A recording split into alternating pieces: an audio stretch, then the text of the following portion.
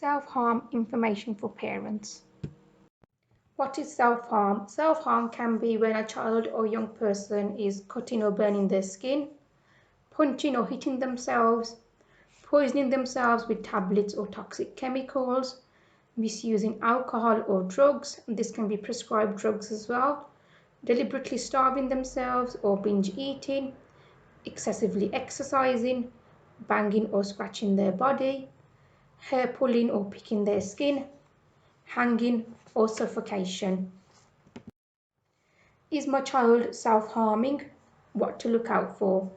Unexplained cuts, burns or bruises, wearing clothing that can cover up the self-harming, avoiding to change their clothes in front of others, anything else that your child might do to hide their injuries, isolating and withdrawing themselves, so spending a lot of time in their bedrooms, avoiding contact with others, low mood, changing their behavior, lack of interest in life, and feel like nothing matters, feelings of hopelessness, failure, uselessness, or anger, problems expressing themselves, problems expressing their emotions, their feelings.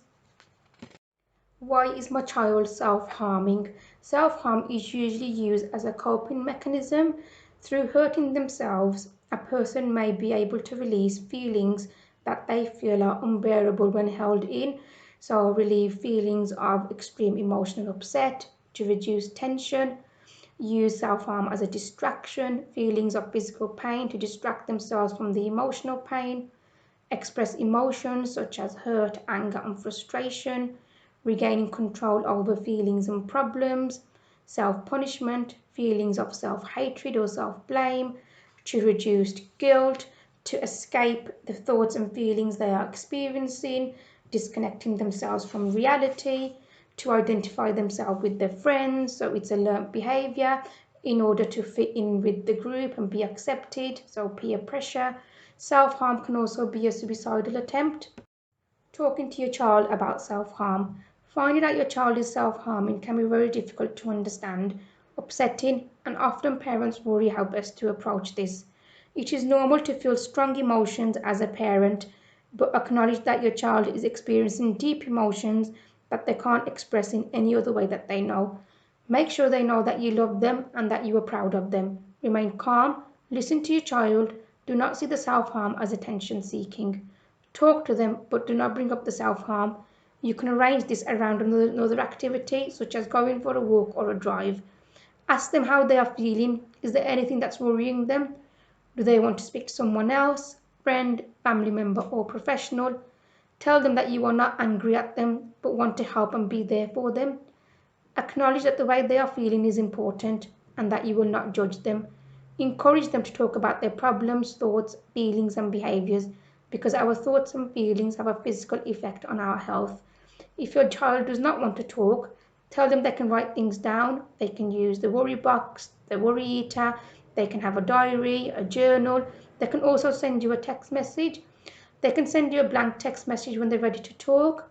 We will explore some of the coping strategies you can use with your child in the next slide.